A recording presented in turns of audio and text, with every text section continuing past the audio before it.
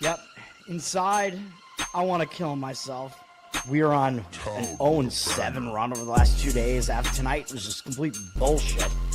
So that's how I'm going to start off this show. Horrible Sunday, 1-5. I don't even know what to tell you about that. I just don't want to do this anymore. I have never seen anything like this, man. With the slump continuing, 2 straight losses, not a good day at all. 0-4. I just have not had a good season, man. What can this slump that I'm on? The slump continues. I've reached a new peak, actually. With I'm gonna burn my Bruins hat, man. I don't know what is going on with the Bruins. March 8th, is that what it is? I don't even know. It's March 9th, I think. Who even knows, man? I don't know what day it is anymore. I don't even know what day it is anymore, man. Back with you after the worst day that I could possibly have. Back with you, as I always am. Until I die, at least. 0-2 yesterday, and yesterday did not go well for me. 0-5. The worst month that I've ever had in my 18 years doing this. I don't know what to even tell you about this anymore. What the slump yesterday is. The slump just continues. The slump continues. Somebody fucking kill me, please. I don't even know what I should do at this point other than potentially end it all.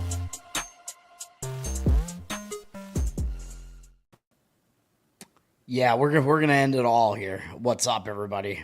This is Toad back with you for now. Better off dead, which I am. This is college football. I'm like, which day is it? I don't even know, man. College football, week 3. Today was horrific. Nothing was close at all. Tampa, Cubs, under, not even close. All these starting pitchers can pay me my money. They can eat my ass, whatever. All of them. Fuck them all. Texas, Mets.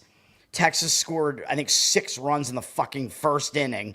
So, Jonah Tong, get him out of town, man. I mean, well, actually leave him there because I don't like the Mets, so whatever. But that was the most run support that DeGrom had received in the first inning in his entire career.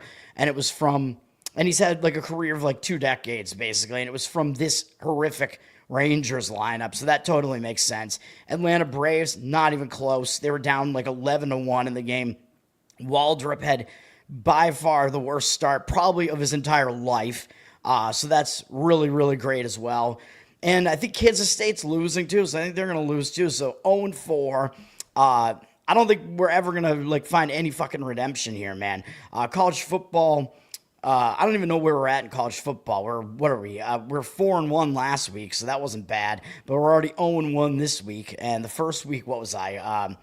1-3, 1-4? I don't even know. So we're like a game below 500 again in college football. We're at 500 in the NFL. Who's going to listen to me talk about any of this? Why would you? I don't know what the fuck I'm talking about at this point. Nothing is working anymore. I mean, I've been doing this for 18 years at this point, and it's like I start the show and everything goes to hell, man. Except the first year I did this was one of my best years, or I caught like the last half of that at least when I started the show. Since then, nothing at all. So nobody wants to listen to me. Charles, what's up, man? Thanks for hanging out. I don't know why you're doing it because I'm going to give you horrible information, obviously. I'm going to give out 3 college football plays for tomorrow, in addition to the loser that I gave out tonight. Kansas State, they can eat my ass. I mean, I don't even want to see what's going on in that game right now, but let's just go to college football here. This is the college football show. We're going to do what I usually do. I talk about like all the ranked versus ranked matchups and whatever, the big games. One of them is going to be one of my plays. And I will have a couple other plays in some kind of off the radar games, I guess. And the one that I have that's in a ranked matchup is ridiculous because like both teams are way overrated. You bet the plays that I gave out on the show. Why would you ever do that, man? Do I have a conviction? Do I know what I'm doing? I mean, I like to think I do. I've been doing it for this many years at this point. But last year, first losing year since 2015, and this year is going to be a losing year as well. Maybe the worst that I've ever had. So this is bullshit, man. I apologize. If you want to make some money back, maybe this information will help you out, man. College football, let's get into it. I don't even know how many of these games I want. if you guys, I mean, Charles, you're the only one in the chat right now, but if you guys want me to talk about some games that I skip over because I don't think they're interesting, you can let me know. Like, basically, if it's like a huge spread and whatever, I'm like, yeah, I'm not going to talk about that game. ESPN at noon, Clemson and Georgia Tech. This is an interesting one. Clemson ranked 12th in the country. They're 1-1 because they lost the first week to LSU. I mean, there's no real shame in that, even though it was a home game for Clemson. Georgia Tech sitting here at 2-0, man. I think Georgia Tech, I've talked about how under the radar they are, man. This Georgia Tech team, they're not bad, especially offensively, even though I know Clemson, I mean, and they don't offend me, Georgia Tech. I actually kind of like them. I like Haynes King, their quarterback. Clemson, they brought back most of their team from last year. They have some of the most returning production in college football. They should be better than 12th, although the ACC is just bad. So I don't know how good Clemson really is.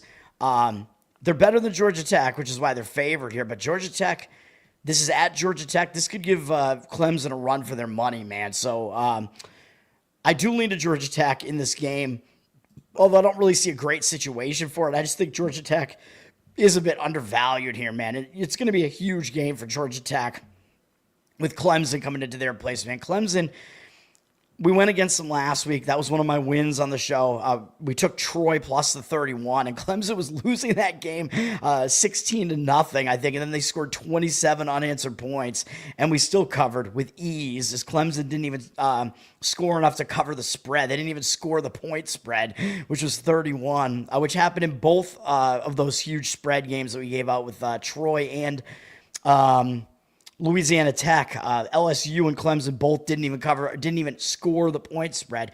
But, you know, Clemson was just going through the motions in that game, man. Like, I don't think Clemson is that bad. Like, in a way, Clemson probably was looking ahead. They were probably hungover coming off that huge game against LSU. They probably didn't care about Troy very much. Then they fell down 16-0 and realized, oh, shit, we probably need to try to win this game, which they did. I mean, once they were down 16-0, they took control of the game. But this is still a difficult environment, man. This is going to be their first road game of the season, so that's something to keep in mind in college football. Teams tend to not do that well in their first true road game of the season, so we have that going against Clemson here, even though I do think generally they would be in a bounce-back spot after a game like they just played against Troy. But you know Georgia Tech's going to get up for this, and this is also Georgia Tech's ACC home opener, so you know the crowd's going to be wild. ESPN's going to be there. I mean, they played at home last week, but they beat Gardner-Webb. Like, who gives a shit? Georgia Tech, pretty impressive beating Colorado, even though Colorado, they're not really an impressive team at this point. I mean, I don't know. Did Colorado lose tonight? I think they did, right, to Houston. Coach Prime, no longer in his prime because he doesn't have his son and Travis Hunter there anymore. But anyway, it was still a pretty big win for Georgia Tech on the road there. They're still a solid team, man. And if you look at the market read, Clemson's already dropped from 5.5 to 3. So if you like Georgia Tech, some of the better numbers are gone. I would still lean that way, plus the 3 or 3.5. I mean, I would probably still wait, I guess, just to make sure that you get a 3, 3.5, because the public, they're only going to come in on Clemson, and the public might come in tomorrow because it's the first big game on ESPN noontime. You know, the public's probably going to come in on this one on the Clemson side.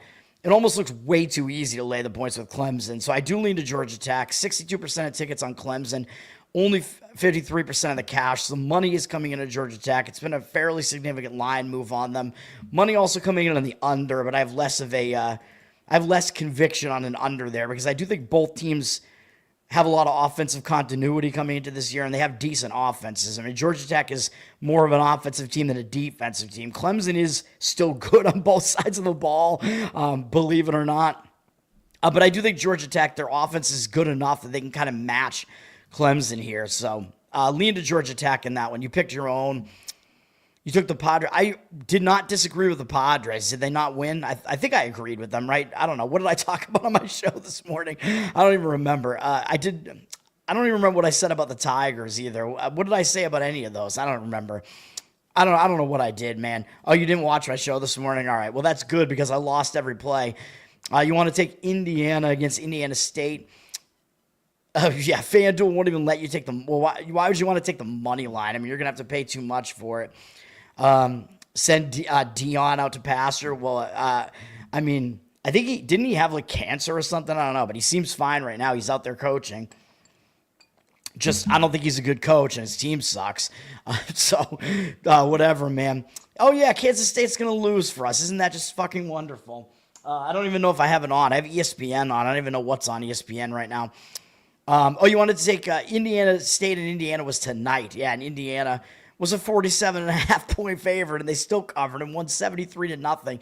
Indiana, I mean, they're kind of looking like last year, man, where Indiana was just like, Indiana was, I thought, overrated. They played a really weak schedule last year, and then they got pretty much crushed by Notre Dame in the playoffs, I would say, even though they kind of made it look closer at the end. Let's get to more of these games, man. But Clemson, Georgia Tech, I'm sorry I don't have more on that, but yeah, I mean, I lead Georgia Tech just due to the situation. Oklahoma Temple, I will talk about at the end of the show. That is one of my best bets, and you probably know which way I'm going on that, and you're not going to like it. I get it. $5 bet. Okay, so it was some like promotion to get you in, basically FanDuel. That's probably for like your first bet, right? So they would only probably do that just to get you in because they want to get you hooked. Like, you bet the $5. If it wins, we'll give you the $300. Yeah. That sucks, man. Yeah, I mean, with one of those, you have a decent chance to win that $300. I mean, I don't blame you for taking that shot. Wisconsin, Alabama is going to be one of the big games at noon on ABC. This is an interesting one too, man. Alabama, I actually don't think they're in a great spot here. I know they lost their season opener when they were a double-digit favorite to Florida State. Florida State came out after that and blew out whoever they played last week, too, I'm pretty sure. So maybe Florida State isn't as bad as we thought they were, although I'm still not sold on Florida State. But I do think Alabama generally is better than they look so far. But they came out and they just pummeled Louisiana Monroe last week, which I mentioned I thought Alabama was going to come out and try to blow them out just because of what happened in the first week. A lot of teams don't need style points anymore, but I thought that Alabama was going to be really pissed off about that first loss as a big favorite. And yeah, they came out and they annihilated Louisiana Monroe. I mean, it's not that impressive, but you beat anybody 73-0. I mean, you're going to be feeling pretty high on yourselves here. And Alabama, they do have a bye next week, but coming out of the bye, they have probably their biggest game of the year, one of their biggest games of the year against Georgia on the road. So I think they might be looking ahead to that, man. So this is something that looks like a bit of a sandwich spot to me. So I'm going to lean to Wisconsin plus the points in this game. Wisconsin, I know they're sitting at 2-0 and Alabama's 1-1, although Alabama's ranked, so the public's still going to come in on Alabama here. Nobody's impressed by Wisconsin beating Miami, Ohio, and Middle Tennessee. And I had Middle Tennessee. That was my only loser on Saturday in college football last week. Middle Tennessee, I got all the scores wrong when I recapped it, but Middle Tennessee lost by 32, and I'd given them out plus 28.5, so they definitely could have covered. They were driving towards the end of that game, too, and I was thinking, well, maybe Wisconsin's just going to kind of pack it in there, and maybe Middle Tennessee will just score at the end. Garbage time, get us that backdoor cover. That didn't happen. Yeah, it's not impressive, but their defense has played pretty well so far. I mean, I know it was against bad opponents, but defense came to play. I think it is possible they can hang in this game, man. I know their history, I don't think it's been really that good against Alabama, but I just don't think the spot is that good for Alabama. Alabama's dropped from 20.5 to 20 here. 72% of tickets, 68% of cash. I think if you were going to play this game, you could take the shot with Wisconsin plus 20. That would be the way that I would lean in that game. Keeping it going, man. Michigan, Central Michigan, I mean, I don't know if it's really worth talking about. Michigan, they just haven't totally gotten off the way that they wanted to here. They haven't gotten off yet. I mean, Michigan, you knew there were going to be some growing pains here, though, because they have a new quarterback who I believe is a freshman quarterback, Bryce Underwood. They brought him in. I mean, he was a highly recruited player. I think he will eventually be good. They're coming off a tough loss, Oklahoma, man. They had to go on the road. I know they weren't impressive in their first game against New Mexico. They should have probably beaten them by a lot more. As I mentioned tonight, New Mexico, not a very good team. I don't even know what New Mexico did tonight, though, against UCLA. Michigan, though, tough game to come off of at Oklahoma State. Now they have this, yeah, it's a home game, but it's against Central Michigan. I don't know how much they're really going to pay attention to Central Michigan. And they do start their Big Ten play next week against Nebraska. So that is a bigger game next week. So a little bit of a difficult spot for Michigan. Could debate that it's a sandwich spot. And Central Michigan, they're not a very good team, but you know they're going to get up for a game against Michigan. So it's a little brother situation, in-state little brother situation. That little brother does tend to get up for it. Central Michigan, it is a third straight road game for them, and that is not an easy spot either. And I was going to mention with Wisconsin, by the way, I believe this is their first road game as well, so that does make it a little bit of a difficult spot for Wisconsin. So part of the reason I don't really want to actually make that a play, tough spot. But Central Michigan, 3 straight road games. That's tough too. And they're coming off games that were kind of step-up games. I mean, they actually pulled off an upset of the double-digit variety. They were a big underdog against San Jose State, pulled off that upset on the Pacific Coast. I thought because of that, that made it a bit of a difficult spot, even though I heard all the rumblings about, oh, well, Pitt is in a sandwich spot here against Central Michigan. So I know some guys like Central Michigan. I was not that high on that one. That was not a game that I wanted to give out a play on at all. Central Michigan was actually covering. I think Pitt actually scored late in that game to cover the spread because they just didn't take their foot off the gas. Central Michigan will still probably try to show up for a game against Michigan, though. Michigan actually getting some of the money, though. They're up from 27 to 27.5 with juice, 76% of tickets, 77% of the cash coming in on Michigan. So the money's slightly on Michigan, but they are still a big public favorite. They haven't shown me enough yet, really, though, man, to want to lay points like that with Michigan in a spot like this. So I would probably slightly lean to Central Michigan plus all those points. I know it's boring, all the underdogs here. Auburn against South Alabama. And this is an interesting one, too. I would lean to South Alabama here. I mean, this is close to making my card. I was close to putting this on my card. It might wind up being in my pick'ems as one of my pick 6s or pick 7s. I'm not sure yet. Not a pick 6 where I'm throwing a touchdown to the other team, but Auburn, they started out the season with a nice road win at Baylor in a pretty big game. That was a nice win, and then they crushed Ball State last week. Not that impressive. I mean, Ball State's not good, but still they annihilated them 42-3. Now they get another home game here. It's not their home opener. It's not a conference game, whatever. They're playing South Alabama, and South Alabama is an in-state little brother because Auburn is in Alabama. So you know South Alabama is going to show up for this game, man. So Auburn might just be looking kind of past them, man, because they start SEC play next week against Oklahoma, and that's going to be a revenge game for them as well. Because if you remember, I had Alabama in that game last year, and Auburn, excuse me. I had Auburn in that game against Oklahoma last year, and Auburn inexplicably blew the game after I think they had a multiple score lead in the fourth quarter and blew the whole thing. And I think I had them as like a 2-point underdog too. It was just unbelievable. So that's going to be a pretty big game for them. I think it'll be a little bit of a revenge factor as well, in addition to being their SEC opener. So they could look past South Alabama here, man. It is an in-state little brother situation for South Alabama. South Alabama did lose last week to Tulane at home.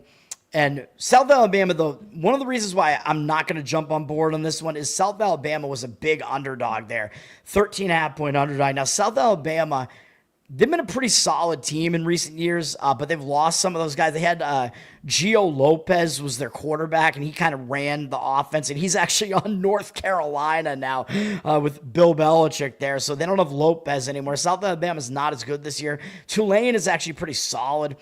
Tulane was a 13.5-point favorite in that game, man, and South Alabama took them to the limit, basically, and only lost the game by 2.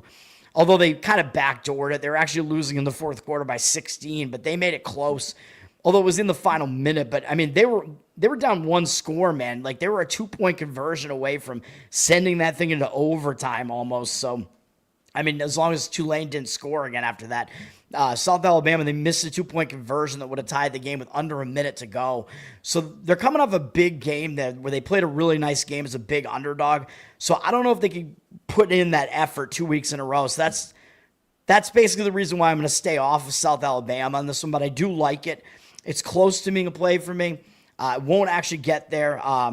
It might make like I said, my pick 6s, pick 7s, whatever. I'm not even sure if it'll make that. I'll have to figure that out, but I lean that way. 71% of tickets, only 55% of the cash on Auburn. Auburn's up from minus 24.5 to minus 24.5 with juice. If you do like South Alabama, you're going to get the best of the key number of 24 there. You can get plus 24.5 on that one. So it would be a lean for me in that one. good soul food restaurant near Auburn. Let me know, I guess. Look it up. I mean, if I'm ever in that area. I've never been to Auburn, actually. I've never been to the Mises Institute, which I know is right near there, too. It seems like it's a nice area. So, yeah, I mean, I'd consider going down there. Louisiana Lafayette, who's now just University of Louisiana at Missouri. Missouri's now ranked, or I don't know if they already were ranked, but this looks like a sandwich spot to me for Missouri, man. I haven't made this a play, but they're coming off the border war, man, which is a big rivalry that used to exist, and now it exists again, and they beat Kansas in the border war. Big win for Missouri there, man. The game was pretty hard fought. Missouri was losing the game. They were actually losing the game in the fourth quarter. Came back and forth game. They wound up winning the game. Should I add this to my card? I mean, I'm thinking about it. It's close. I looked at it earlier and I was like, I don't know, maybe. Let me look at what happened in this game real quick as far as the stats here, because sometimes I do that. Missouri absolutely annihilated Kansas though on the stat sheet here. I mean, look at that. They outgained them 595 to 254. I mean, that is domination. It's kind of crazy that they only won the game by 11. The turnovers were even. Missouri had a 28 to 13 first down edge, and they outpossessed Kansas 40 minutes to 19, basically 19 and a half. Man, so Missouri, I mean, they played better than what it looked like on the scoreboard, but that's still a big win in the border war. They have this game against Louisiana, who they might not pay attention to at all. And Missouri up next, they start conference play, man. They got a game against South Carolina next week. Although it says TBD, I think that's just because the time isn't known yet. So I hate that, actually, because it doesn't even say the date yet. Like, even if the time is TBD, shouldn't you just tell us what date it is at least? Like, what day they're playing so I can tell if they have a bye or not? Like, fuck you, ESPN. Give me more information. I hate that. So I have to go to the schedule here, and it still says TBD. Like, what the fuck am I supposed to do? Oh, no, it does say it here. Saturday, September 20th. Anyway, yeah, so it is next week. It's a sandwich spot for Missouri. Because they actually were better than they looked last week, I guess I'll stay off of this one, but it's close, man. Missouri, 78% of the tickets, only 70% of the cash. They're up from 25.5 to 27. You might get the 27.5 on this too with Louisiana. That is the way that I would lean, taking the points. I know with me, it's all underdogs with me, man. It's an interesting one, nonetheless. Louisiana did lose to Rice in their first game of the season, which is probably not a great sign. And Louisiana was a 9.5-point favorite, and they lost that game outright. Although Rice, I mean, they're running a triple option, so maybe they're taking some teams by surprise, but that was a very low-scoring game, so I don't know. And then Louisiana, they haven't been tested yet. I mean, they beat McNeese last week. They did cover that number by about a score. So I don't know, man. But yeah, slight lean to Louisiana for me. But Louisiana's having to step up in class and playing their first road game. So it's a little bit difficult going on their first road game. So I'll stay off of that one, but that one's close as well. Lean to Louisiana in that one. Do it in the Terminator voice. I always just think about do it. Do it. In Starsky and Hutch, if you've seen that. With Ben Stiller and Owen Wilson there, the Starsky and Hutch movie. It is pretty funny. The movie rendition of the old Starsky and Hutch TV show there, where they dress up in those ridiculous costumes. Ben Stiller, do it. All right. What else we got here? Probably the biggest game of the day, man. ABC, 3:30 p.m. I'm assuming, well, I was going to assume this is where ESPN Game Day is, but it's not. Like, which game is the ESPN Game Day game? I never even know, man. You can let me know which one it is, but this is actually on ABC, unless it's ABC and ESPN, because they are owned by the same network. But you'd think this would be the Game Day game, because it's number 6 Georgia, number 15 Tennessee. We're getting a huge SEC matchup here, man. These teams, I mean, it's early in the season, so it's kind of hard to figure out who these teams really are. I mean, Georgia, they underperformed last year, man, even though they've been really, really good over the last few years under Kirby Smart. Georgia, prior to last year, I think they only had like 2 or 3 losses over the previous 3 years. So Georgia was very good. And then last year, they kind of faltered a little bit. Carson Beck he just regressed a little bit, didn't play as well as he did the previous year. And we're going to talk about Carson Beck tonight in a little bit too. Yeah, and then Beck got hurt, and that was basically it. So Georgia has turned over the reins to Gunnar Stockton, who was Beck's backup last year. Georgia, all they've done this year so far is beat Marshall and beat Austin Peay, and they didn't do it very impressively, so that is kind of a concern. Maybe they were looking ahead, though, man. I mean, Marshall, we know how bad Marshall is, right? Because Marshall, they basically lost their entire team to Southern Miss. Their coach left and took like all of his players with him, so Marshall is bad. But you could really just argue that Georgia just they just felt like they could show up and just win that game, man. And they probably weren't paying attention. And then Austin Peay, they were probably just looking ahead to Tennessee. But remember, Austin Peay, this team, I mean, I know they're an FCS team, but maybe they're not that bad. They actually beat Middle Tennessee on the road by 20 points as like a huge underdog. So maybe Austin Peay is actually not that bad.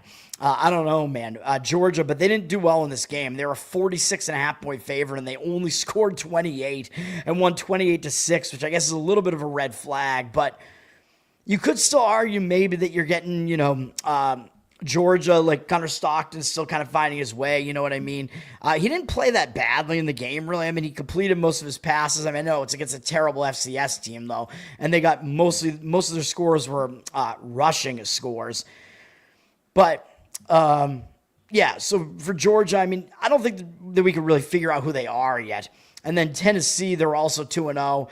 Tennessee hasn't really played anybody yet, really, either, though they played a more tough opponent than Georgia has. They played Syracuse, but Syracuse is way down this year, too. There's Josh Heupel here. He's such a weird-looking dude, man. Josh Heupel, like, I don't trust him, man. He's Tennessee's coach.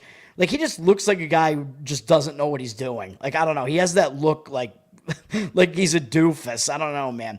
And then Tennessee, they did smash East Tennessee State last week, 72-17. But in a way that might make Tennessee look too good. You know what I mean? Like when you have one team that's coming off putting up 72 points, and then you have this Georgia team that's not scoring a whole lot. It almost makes Tennessee look too good in a way. So that would almost have me lean into Georgia slightly. Georgia, though, I know Georgia has like had Tennessee's number. As you can see here, Georgia's won 8 games in a row against Tennessee. As I said, Georgia's won a lot of recent games over the last few years. So that's going to probably motivate Tennessee a little bit more here. And this is going to be Georgia's first road game. So that's going to be a little bit difficult for Georgia because of that. They're not going to be looking ahead to Alabama, though. I mean, this is a big game for both teams here. And they got to play these 2 huge games in a row. It's a tough handicap, man. Like, I could see the argument that maybe Georgia's the right side because they just don't look as good as Tennessee does right now. But the rankings makers still have Georgia ranked higher. I mean, the odds makers are telling you Georgia's still the better team, but the money is coming in on Tennessee. Georgia has dropped from a 6-point favorite to a 3.5-point favorite here. 56% of tickets on them, 56% of the cash on Tennessee. So the professional money is coming in for the most part on Tennessee. I've heard some conflicting opinions on the game, though, from different professional bettors. I don't want to have my money on this game. If you like Tennessee, I mean, you missed a few of the key numbers, but you'll probably get at least 3.5 or 4. I guess because there are all these different factors involved, I guess I would default to leaning towards the home underdog here, man, just where the cash is to Tennessee plus the points, but I don't really have a strong opinion on this at all. Money is slightly coming in on the over as well. 55% of tickets on the under, 54% of the cash on the over. I don't know about that either, man, because Georgia, their strength is still their defense. Like, Georgia always has a strong defense. It looks like they probably do again. Tennessee, surprisingly, because a couple of years ago, it was mostly their offense was really good and their defense was kind of a problem. Last year, their defense was actually better than their offense. So we could get another defensive game here, and it could be that type of game where it's like these teams are kind of feeling each other out. It's like a playoff atmosphere. I know I've said that about a few games where I was completely wrong, but I might slightly lean to an under in this one, to be honest. The number's up from 49.5 to 50, so we will see. Drank the lean, yeah. You've been to Auburn once. John, what's up, man? Game day is indeed for that. They're at that Tennessee game. All right, good to know. Thank you, sir. Josh Heupel looks dysgenic. I don't know, man. I mean, he was in that SEC documentary on Netflix. He wasn't in it much, but he was in it. And it was, I mean, nobody really got very political in it, so it was pretty hard to tell. Except I think the Weeks brothers on LSU, they seem to be kind of conservative dudes. I think they were watching TV at one point and they said something that was kind of like pro-Trump or I don't know. I don't know what it was. Something along those lines. I don't know, man. Those guys, I mean, I kind of like their vibe, although I don't like LSU as a team, but those guys are all right. And I think I got their name wrong last week, but the Weekses. I don't know if I want to talk about every single one of these games, though, man. I mean, Oregon State at Texas Tech. I've heard some professional opinions like Oregon State in this one. I mean, they're an 0-2 team against a 2-0 team, though. And Oregon State's having to travel down to Texas Tech. I'm not sure that I love that, man. I know they're 0-2 and they haven't looked good. Lost to Cal in a game where they were a slight favorite, I think. I leaned to Cal in that game in week 1, I'm pretty sure. And then they lost to Fresno last week. And Oregon State was only a 1.5-point favorite in this game, too. So oddsmakers don't think a whole lot about Oregon State. Having to go on the road for the first time, I just don't necessarily see it. It should be a big game for them. I mean, it is Texas Tech. Texas Tech is ranked number 21. Texas Tech has been an offensive juggernaut the last couple of years. It's been their defense that's been the problem. Their offense is definitely good, and they put up a ton of points. They put up over 60 points against Arkansas, Pine Bluff, and Kent State, although those two teams are both really, really bad. So I don't know what we can really take away from Texas Tech. Sure, their offense is good. And they might be looking ahead maybe because they have a big game up next, a Big 12 opener against Utah. So they might look past Oregon State a little bit. Oregon State's kind of the sisters of the poor here now because they're in that orphaned conference, the Pac-2 with Washington State. I don't love it, but I have heard some professional opinions on taking the points with Oregon State. But, I mean, do with that information what you will, I guess. Texas Tech is down for 25.5 to 23.5. 78% of tickets, 81% of the cash coming in on Texas Tech. I don't know about that. John, you're a Tennessee guy, apparently, right? You got the Tennessee logo in the background there.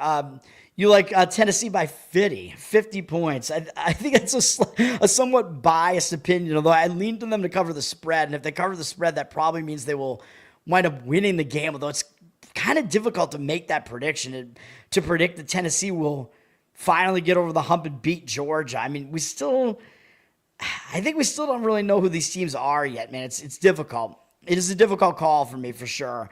But if gun to my head, I would lean to Tennessee getting the points, though, at the very least. Kind of a slight lean, though. Iowa State and Arkansas State. Is this one of my plays? No, it isn't. I had to double check because I do have a fairly strong opinion on this one. It would be to taking the points with Arkansas State. It's going to be a first road game for Iowa State, so the spot doesn't look very good to me for Iowa State. I mean, they're a team that I know they put up a lot of offense in a game where I said fade them. That was one of the plays I gave out, one of the losses that I had. It was one of the only losses I had, I think. Iowa State in week 1 there against South Dakota. Or no, I did better in week 2. That's right. Week 1 wasn't good for me. What am I saying? Iowa State, but yeah, they won that game easily against South Dakota, and what I thought was a bad spot. But I think they're in a bad spot here, too, possibly a worse spot, because Arkansas State, this is a road game, and Iowa State's coming off beating Iowa, man. Huge rivalry game, the Cy-Hawk Trophy. They beat Iowa for the second straight year, actually, and kind of got over that hump where the road team had won a bunch of games recently. And I think Iowa had actually beaten them 5 or 6 times in a row at Ames. So that was a big win for Iowa State, man. Now they have to go to Arkansas State. They might not totally have full focus for that game. And they do start, they don't start conference play because I know they started conference play in the first week at Dublin, but they have their conference home opener next week against Arizona. So it is a bit of a sandwich spot here for, and that's actually in 2 weeks, my mistake. So they actually have a bye next week. So I guess you could dial it back maybe a little bit because they don't have that game against Arizona next week. So, but I think it is still a bit of a letdown spot for Iowa State here. So I do lean to Arkansas State here. Arkansas State, they are coming off a big game themselves, an in-state little brother situation against Arkansas, but they got absolutely annihilated, 56-14.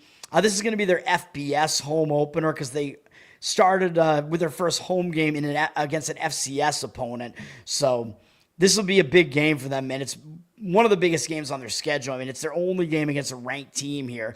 So I think Arkansas State will get up for it. And Iowa State doesn't necessarily score a ton of points, so I do like Arkansas State. This one, not one of my plays here right now, but it will probably make my pick 5, pick 6, whatever the hell.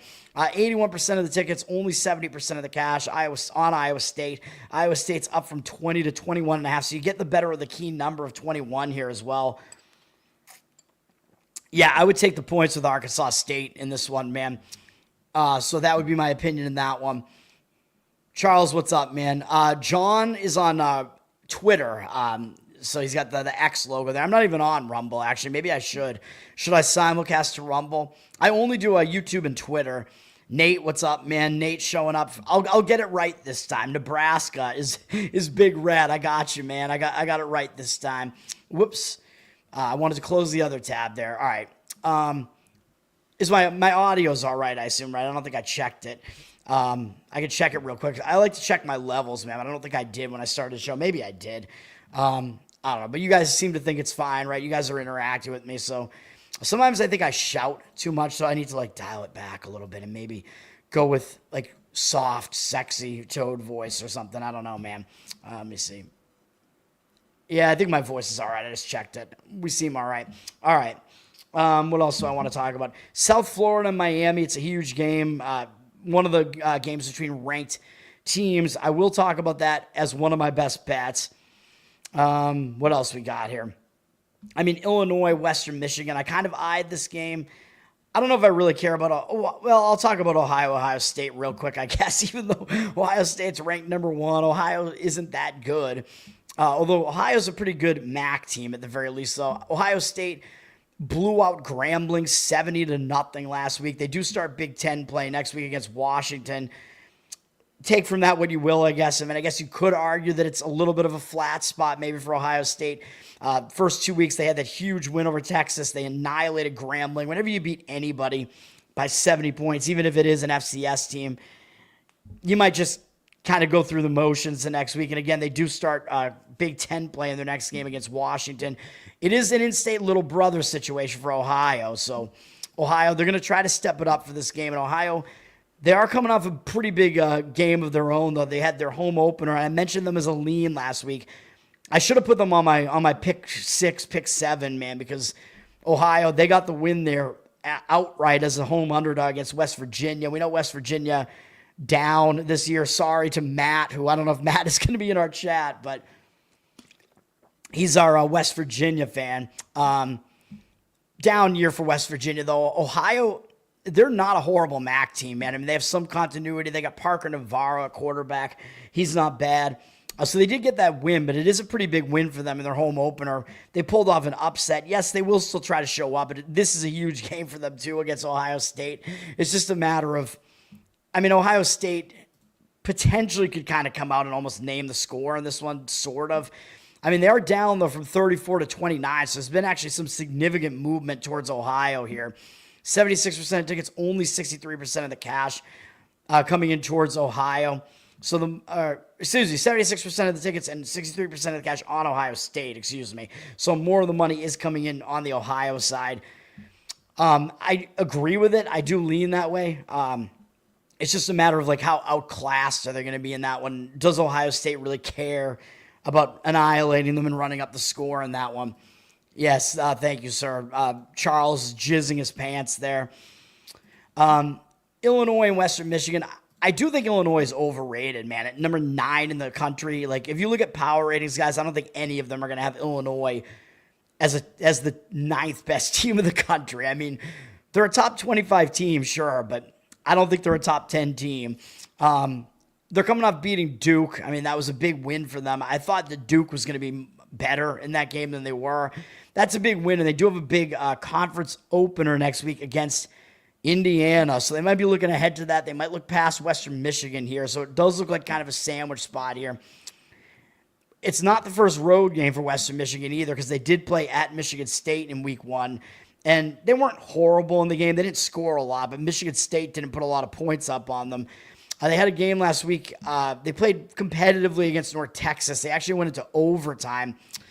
as a 12-point underdog here, 12.5-point underdogs. That's kind of the reason why I hesitate to want Western Michigan here. Part of the reason is that they're coming off a big game themselves where they put in a huge effort and they took North Texas as a double-digit underdog. They took North Texas into overtime. So Western Michigan, they're going to have to put in another big effort 2 weeks in a row. So that makes it a little bit more difficult. I still lean that way, but it's not going to be a play that I'll give out. Illinois down from 28 to 27.5. 80% of the tickets, only 69% of the cash on them. So something to consider there. It is it's a little bit of a lean there for me in that one. I'm going to have to pay attention and maybe go back because there is one team that I was looking at that basically didn't even score on offense last week, and I forget which team that was. Actually, I know which team it was. I'll talk about it. It's not going to be a play for me, but I'm going to talk about it coming up. There are a lot of big games this week, man. We got ESPN 7 p.m. night game here, Arkansas at Ole Miss. Both teams are 2-0. It's a big SEC matchup, but we do know that Ole Miss is the better of these two teams. But they are coming off a big win. They went on the road and they beat Kentucky, and that's a big win because Ole Miss, it was a revenge game for Ole Miss because Kentucky was their first loss that they had last year. After they're rolling early in the season, Kentucky was able to pull off an upset against them. So I think Ole Miss did come in and they wanted that game. This is going to be their conference home opener, though. It's their SEC home opener, so the crowd still will probably show up. It'll be a big game. We know Ole Miss, they're kind of in a bit of a transition here because they don't have Jackson Dart anymore. Arkansas, we don't really know who they are yet. They had 2 easy wins against Alabama, A&M, and then Arkansas State. At least Arkansas State is an FBS team. And they crushed them as their big brother, in-state big brother. So, it's a game Arkansas State was going to get up for, and Arkansas still crushed them. So Arkansas, maybe they're not too bad. This is going to be their first road game, though, so it makes it a little bit more difficult for Arkansas. The money has come in on Arkansas, though. It's gone through the key number 7, so that is a significant move if it goes through a key number like that. Ole Miss was a 7.5-point favorite, and now they're only a 6.5-point favorite, so you can't get the best number on Arkansas anymore. And I'm not sure that it's going to come back either because 53% of tickets are on Arkansas and 62% of the cash. So even though I thought Ole Miss would be a little bit more public than that, it does look like more of the money is coming in on Arkansas regardless, so I would lean that way. I don't disagree with the market move. More often than not, I will agree with the market moves, especially in football. But, yeah, that's a way to look at that game there, man. Arkansas plus the points would be my slight lean there, but you're not getting the key number anymore there. But I think Arkansas could be a little bit under the radar there. And we know Ole Miss, they don't have Jackson Dart anymore, like I said, but they still have a solid team. Florida and LSU on ABC at 7:30 p.m. Eastern. What are we going to do with Florida, man? Florida, they lost their FBS home opener to little brother South Florida. Just absolutely ridiculous. Florida was a 17-point favorite and lost the game outright. Billy Napier, man, he's going to get fired if they don't turn this thing around. This is going to be their first road game of the season, and they got to go to Death Valley. And LSU is probably going to be up for this game because it's revenge. LSU lost to Florida last year, man, which was that was a game I gave out on the show. It was one of my plays last year. I gave out Florida because it was the dream crusher scenario for LSU. They had their dream crushed in the previous game against Alabama, which eliminated LSU from the playoffs. So they were hung over in the next game. They didn't play well. I gave up Florida on the show. I think LSU will be focused for that one now, man, because it is that revenge spot. They're coming off a game where I gave out Louisiana Tech last week, and LSU, they basically didn't even show up in the game, man. They didn't even come close to scoring the point spread even. They only scored 23 points as a 37.5-point underdog, but it was a bad spot for them. They were coming off that huge opener against Clemson. Brian Kelly finally got over the hump there, finally winning in week 1 with LSU, and over the last several years, he hadn't been able to do it. They're going to be focused on this game against Florida, man. So both teams are going to show up for this game. Florida, again, coming off an embarrassing loss. So it's which one of those is going to take precedence here? Which one is going to overtake the other? The line's gone down from 9.5 to 7 on LSU here. 72% of tickets, only 65% of the cash. So the money is coming in towards Florida. The contrarian in me would kind of want to agree with that, with taking the points with Florida, because everybody's just talking shit. Everybody's just talking about how bad Florida is. nobody really cares about LSU just not really doing anything last week. Nobody paid attention to that game. No one cares. So the narrative here is basically just Florida sucks. Napier's going to get fired, whatever. I don't think Florida's as bad as they look, though. And they do have Lagway there still. I mean, he should be getting better at some point here. It's a little bit tough, man, because you know LSU is going to be focused, too, and they have that little bit of extra revenge motive. It is Florida's first road game. So this is one where I'm close to not even agreeing with the market here, man. I mean, I don't know if I want to say I slightly lean to LSU, though, because the contrarian in me and the market reader in me is like, nah, you got to lean to Florida plus the points here. But it is close. It is a close call in that one. I don't love that game at all.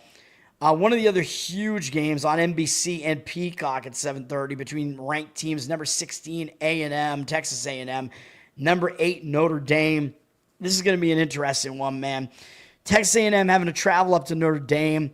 It's not going to be a situation where they're having to travel into cold or anything like that, though. It's going to be 72 degrees, so that doesn't matter. The weather isn't going to be a problem for Texas A&M here. LSU, by the way, ranked 3rd in the country. Ole Miss ranked 17th. I don't know. I usually mention the rankings real quick, too. This is a big one, though, and it is revenge for Texas A&M. Texas A&M lost in week 1 last year in the Mike Elko Bowl. I was going to pull it up, but they lost at home, I believe, to Notre Dame to open the season. Or it might have been a neutral site. No, I think it was at home at College Station. It was either that or it was like a semi-home, I think, in Texas. But it was the Mike Elko Bowl because Elko was the new coach at Texas A&M, and his former quarterback at Duke, Riley Leonard, was going up against him with Notre Dame. Notre Dame won that game. They pulled off the upset on the road in that game. I think it was like 23-13. Kind of an embarrassing loss for A&M, even though it was between two good teams.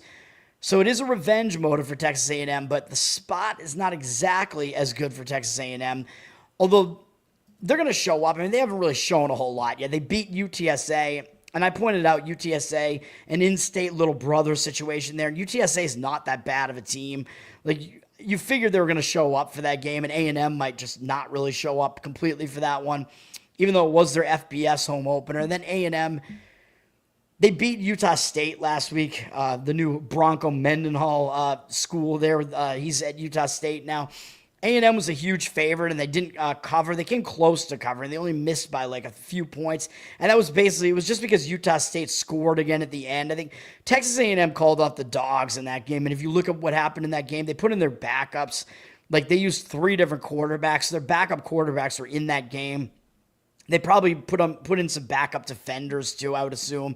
And Utah State scored to backdoor the cover there, so I'm not going to put that much weight into what happened in that game. I do think A&M is still a good team, but it's tough because they got to go on the road to an unfamiliar place. They don't usually have to go to South Bend and play out there, and you know it's going to be wild there. I mean, Notre Dame, they've seen a resurgence, you know, back to the, not quite back to the glory days, but almost with Notre Dame here, man. So that is going to be a factor. It is a big road game here. Notre Dame, they're good defensively, although Mike Elko, his teams are always good defensively too. So I think you're going to see a defensive battle in this game, similar to what you saw last year.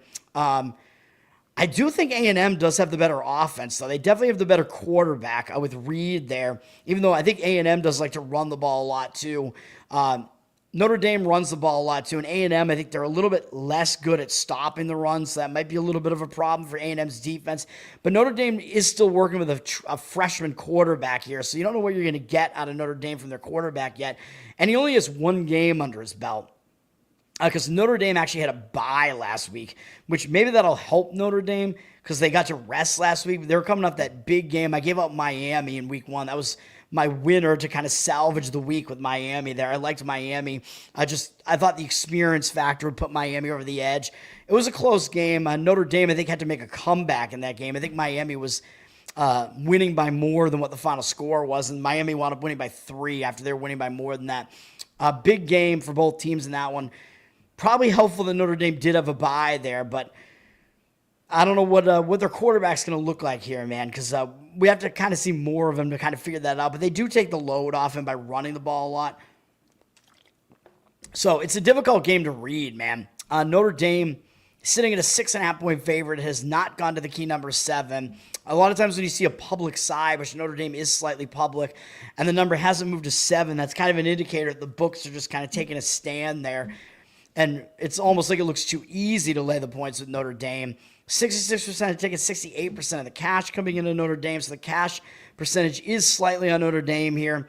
I've heard some professionals give an opinion on Notre Dame here. Like the ones that I listened to have actually kind of all leaned to Notre Dame in this game. For me, it's a little bit difficult to do that, especially because the total is so low, 49. It's gone up to 49.5, though. Money's actually coming in on the over. 66% of tickets on the over, 84% of the cash on the over. I don't think I agree with that. I think both offenses are going to be run-first offenses here in this game, so I don't really agree with that over. I think it's going to be a defensive game again here, which does mean it's going to be a little more difficult for Notre Dame to cover that. I mean, just because the professionals are kind of leaning that way, they are coming off the bye. It's going to be kind of an unfamiliar environment for A&M. I guess I'll slightly lean to Notre Dame in that one, but it's not a play for me. And a lot of times you do see the public thinking, oh, it's number 16 against number 8. It's a ranked matchup, so they think it's going to be a close game, and they see taking the points as like value, right? They think 6.5 is kind of a big number for two ranked teams, or it should be a close game, right? So the public sometimes has a tendency to take the underdog. It doesn't look like they're totally doing that in this game, though. Very difficult game to read. Slight lean to Notre Dame. Pete left South Bend. It had to get better.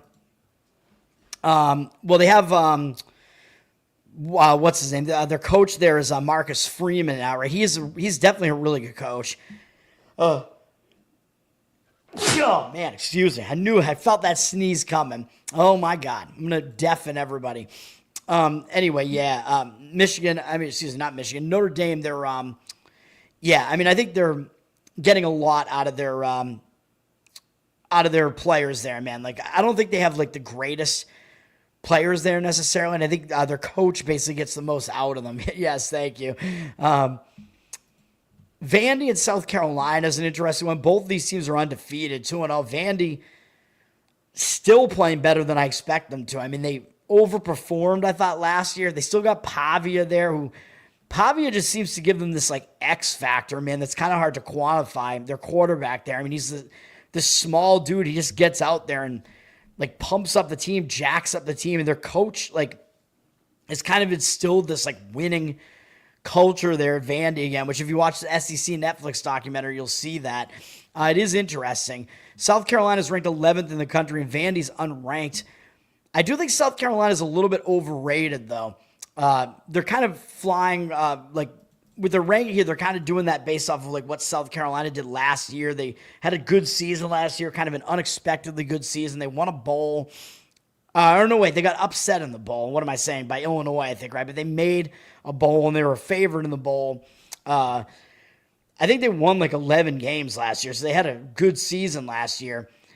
To me, I think they're taking a step back this year, though I know their defense is still pretty solid. They still have Sellers, their quarterback there, is a solid quarterback, but they're the team. So if you look at what they've done so far, they beat Virginia Tech 24-11, but if you dig into these box scores, like look at what South Carolina's doing, man.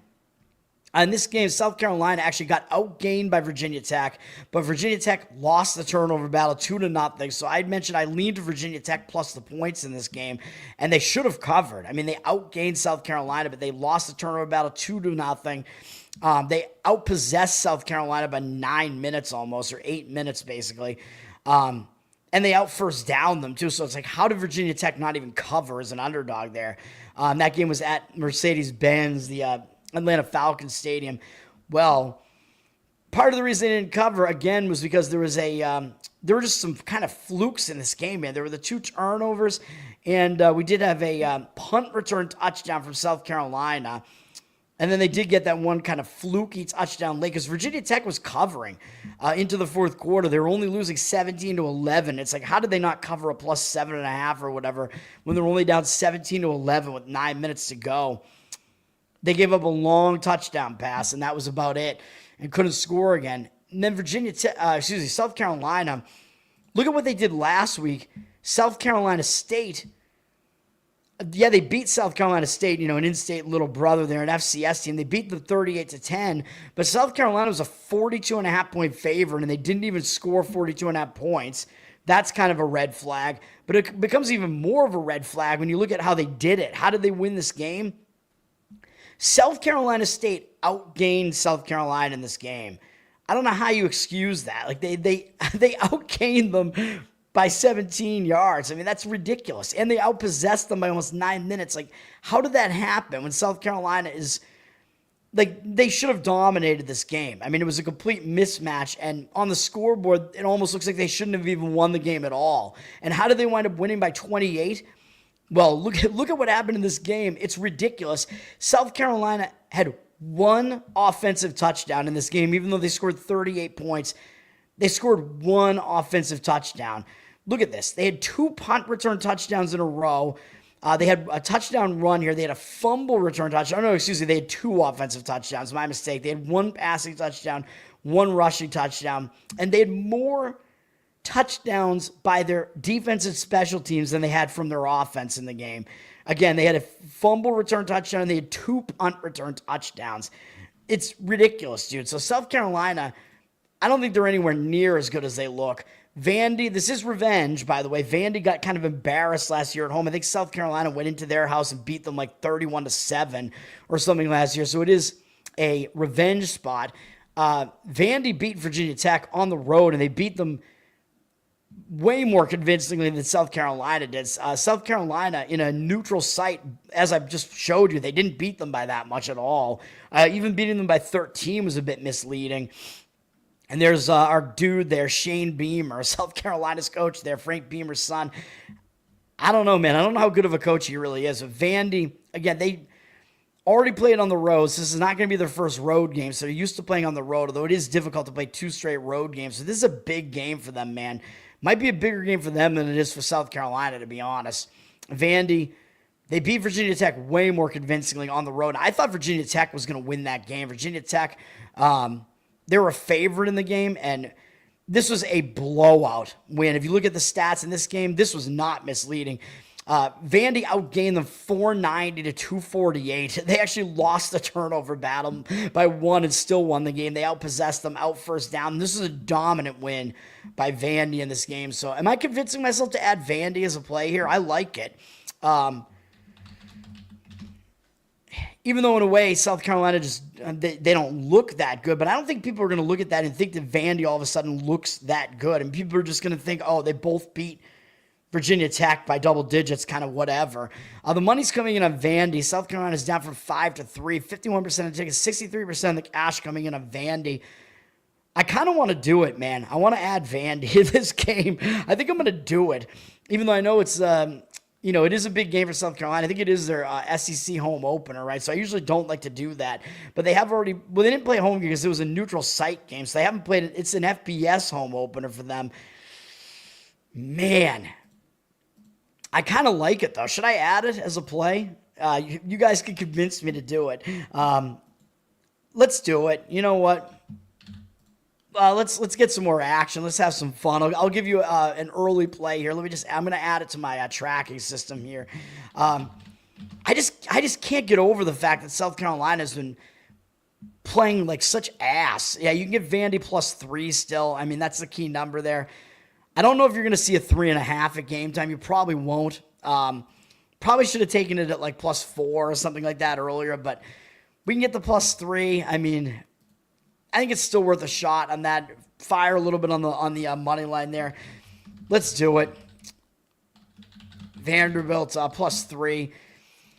We'll do it. I mean, I apologize I didn't get to that number quicker because you could have had at least the +4 on that one, which is a bit of a key number there. But the line dropped a bit too quick. 3 is a more key number than 4, though. So extra play for me there. There you go. South Carolina, it's just unbelievable to me. Like, how many of their scores have been not on offense. And it's just totally unsustainable. So I don't think they're anywhere near as good. And the line almost looks too easy, too, right? Like, laying just 3 now with South Carolina as the number 11 ranked team where they're basically just getting home field and nothing else. It looks so easy to do that. Looks way too easy to lay the points with South Carolina there. And then we do have, I don't know if I care about Utah, Wyoming, or whatever. I mean, Wyoming sucks. I'm not going to talk about that game unless you guys really want me to. Let me run through some of these other games real quick if any of these other games that aren't in ranked matchups appeal to me, and then I'll give you my plays. I mean, we did have Troy coming off kind of that game, big game. They played pretty well against Clemson.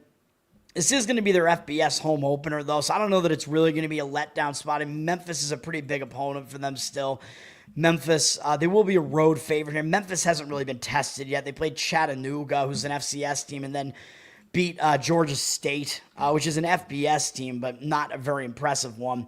So that game, Memphis, they're down from 6.5 to 4, though. So the money's actually coming in on Troy, even though they could arguably be in a bit of a letdown spot after they played Clemson really pretty tight last week. 53% of tickets on Memphis. Memphis is, of course, going to be the public side. They get more name recognition, but the line has really dropped on them, man. 67% of the cash coming in on Troy. We'll see what happens in that game, I guess. I know there are a lot of professionals that like Delaware a lot this week, man, and you've lost the best number on Delaware here. It was a plus 10, and now it's 8. So Connecticut's down from minus 11 to minus 8. I agree with the Delaware side here. I mean, you could still take it plus 8 if you really want to, although 10 would obviously be a lot better. 59% of tickets, 66% of the cash coming in on Delaware here. Delaware, they're new to FBS, man, so the thing about this is I think it's going to be a big game for Delaware because this is actually their FBS home opener. So as an FBS team, they have not played a home game yet, except they played one against an FCS team in Delaware State. So this is going to be their FBS home opener. So I think they are going to consider this to be a big game, even though it is only against UConn, who I think is still an independent, if I'm not mistaken. Yeah, just UConn and Notre Dame. But UConn, I mean, the way they lost last week, and now it's a second straight road game, and they have to go to an unfamiliar environment. I mean, they're definitely not familiar with having to play at Delaware. They don't have a big game up next, though. I mean, it's just against Ball State. Like, who cares? So that gives me a little bit of hesitation. But UConn, they should have covered this number at Syracuse last week. It's unbelievable they didn't cover this. I mean, they were winning the game late in the game. They still had the win. They kind of blew the whole thing. They wound up retying it. They were winning 17-6 in the third quarter as a 6.5 point underdog.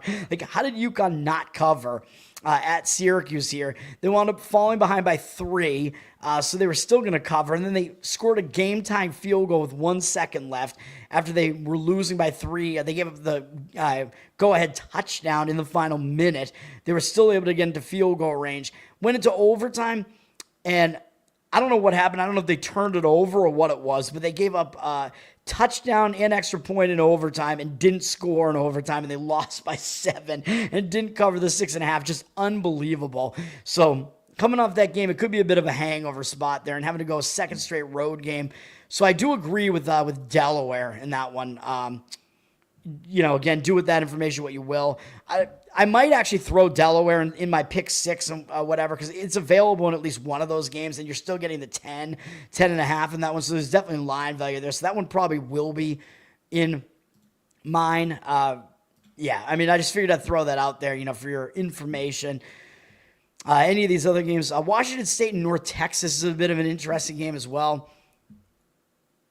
Yeah, you could do it. I forget which movie was that even from. I just remember him being in the mob there outside of the what movie was that in? I don't remember. Walking in Memphis. I don't even know whose song that is. I don't think. If it's country, I'm not up on the country, man.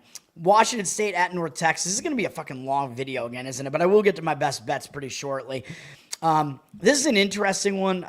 I heard some professional opinions on North Texas in this game, and I don't disagree with it. Washington State, I mean, I heard the argument that it's kind of a sandwich spot. I'm not sure if I would go that far. I think it is a look-ahead spot for Washington State, though. We know Washington State, they're orphaned now. They beat San Diego State last week, and they pulverized San Diego State to pull to 2-0 on the season, although they only beat Idaho by 3 in week 1.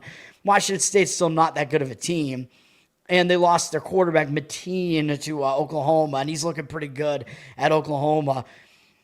How big is that win over San Diego State? I don't know, because the Pac-12 is going to reform next year, and San Diego State's going to be in it, so that's kind of a conference preview game there, and Washington State handled them, man, 36-13. But San Diego State, they're really bad right now.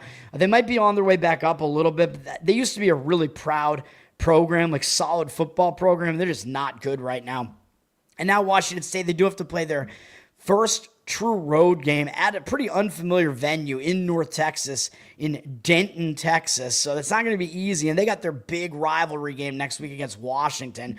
So this is not an easy spot for them. In North Texas, they're coming off that game I showed you against Western Michigan where they barely won against Western Michigan, and this is their FBS home opener. Then they might consider to be pretty big because it's against Washington State, and this is one of their biggest games of the season, other than they have a game against USF coming up in a bit. But yeah, North Texas playing against Washington State here. Pretty big game for them, playing one of the orphaned, Pac-2 teams or whatever. And again, they might be refocused because they were a big favorite in that game against Western Michigan, and they almost lost the game. So that might refocus them. When you get a big favorite like that and they don't play well, they tend to play better the next week and they refocus. So I do agree with the North Texas side here. It is up from 4 to 6, so you've lost a little bit of line value on this. 68% of the tickets, 69% of the cash coming into North Texas. I do agree with that one generally. I mean, I'm tempted to make that a play as well. It's close. It is close to being a play for me on North Texas, man. I don't know. What do we think? Do I want to add another play there? Should I have 5 plays tomorrow? It's close. I don't want to have to do that many Instagram videos, though, man. Who's the Yankee? Who is it? What? Waterboy? I don't know who Waterboy is. Adam Sandler? What? Is it from the Waterboy movie? I don't. No, it can't be. I know Waterboy, the movie. I don't know, but man, I'm tempted to say North Texas should be a play here. It's close. I'll leave it alone, but man, that's close. That is close. I agree with the North Texas side in that one. We do have the backyard brawl, Pittsburgh, West Virginia. Shout out to Matt again. It's going to be on ESPN at 3:30 p.m. This rivalry resumed last year. This is an old rivalry that these teams used to have when they were in the Big East together, and they might have been in the ACC together at one point too, but now West Virginia is in the Big 12. Pittsburgh's still in the ACC. They resumed the rivalry last year, and it was a really good game. I believe Pittsburgh won the game late after West Virginia blew the late lead. It was pretty back and forth. This game's going to be in Morgantown in West Virginia, so you know the crowd's going to be crazy for this one in West Virginia, even though West Virginia's down this year. West Virginia is coming off that loss on the road to Ohio, so they lost to a MAC team. Maybe they were looking ahead to this.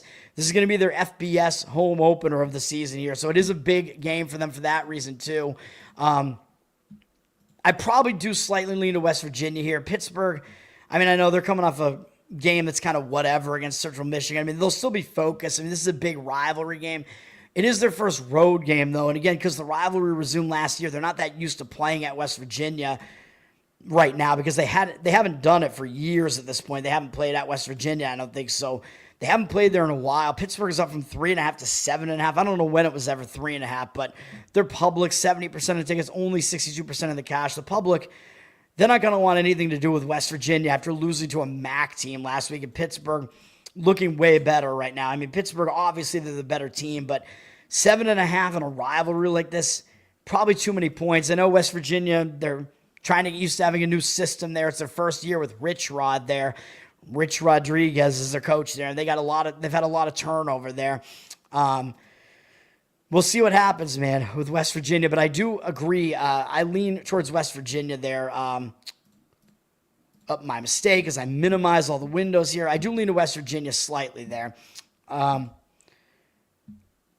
Waterboy, Mark Cohn sings it. Billy Joel sounding song. I don't know it at all. I might have to look into it. And then Iowa State, Arkansas State, I already talked about that one, right? Liberty and Bowling Green. This is one slight lean to Liberty in this one. I mean, Bowling Green, I mean, I could see the argument that this is a bit of a sandwich spot. They just went to Cincinnati. They didn't have a close game, though. I mean, Bowling Green, for a MAC team, they're a MAC team that did play some decent defense last year. Bowling Green, new coach this year, though, by the way. Eddie George is their new coach. Shout out to Andy, Garbage Man or whatever. I don't think he's ever in my chat, though, but he is a Tennessee Titans fan. Eddie George, former Titans running back. That's where he is now. He's coaching at Bowling Green. It was a big game for Bowling Green going to Cincinnati. I mean, they're kind of close geographic rivals there. So big game for them, but they didn't play them that close. I mean, they were a double-digit underdog on the road. If it was a closer game, like if they took Cincinnati to the wire, I would definitely be considering Liberty here. I do agree with the Liberty side generally, and Bowling Green does have Louisville up next, which is one of their other biggest opponents they face this year. So those are the two big conference opponents they have this year, and this game against Liberty is sandwiched in between the two, and Liberty, Conference USA team. I know they've been a decent Conference USA team recently, but I don't know if Bowling Green's really going to have full focus on this one. Liberty, although Liberty is a favorite here, I'm pretty sure. Liberty lost last week to Jacksonville State, man. It was on the road. It was their first road game of the season. I know this is a second road game for them. That was kind of embarrassing because Jacksonville State doesn't have Rich Rod anymore. They've had a lot of turnover there, and Liberty wound up losing the game by 10, and Liberty was a favorite in this game of 6.5, so pretty embarrassing for Liberty. So you got to think they will be pissed and show up and bounce back, and Liberty dominated this game. They outgained Jacksonville State. They outgained Jacksonville State 534 to 390. They out first down them, and the possession was really close between both sides. So they were -2 in turnovers. Wound up losing the game. Little bit of a misleading result there, man. Liberty was definitely better in that game than what it looks like on the scoreboard there. Liberty does have Vasco as their quarterback. He's a pretty experienced quarterback there. So I do agree with the Liberty side there. That was one that some of the professionals I listened to pointed out.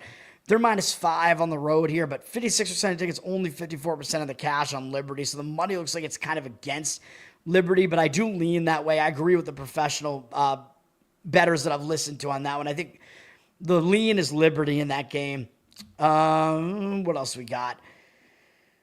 Not a whole lot else to really talk about. I mean, Virginia Tech, Old Dominion. Old Dominion's an in-state little brother there, so Old Dominion probably going to want to show up there. But Virginia Tech, I mean, they're coming off 2 straight losses. I know they were the better teams, South Carolina and Vandy, and the games were closer than the final score appeared. But Virginia Tech, they're going to be trying to get a win here, man. I know they're coming off some big games, but I think they're going to be still focused here to try to get a win, even though Old Dominion will be focused as well because it is a big game for them, in-state little brother situation there. They actually played Indiana fairly impressively in week 1 or whatever that was, coming to within 13 points of them on the road. I think Indiana is a little bit overrated, though. Indiana was a 23.5-point favorite and only scored 27 points in that game.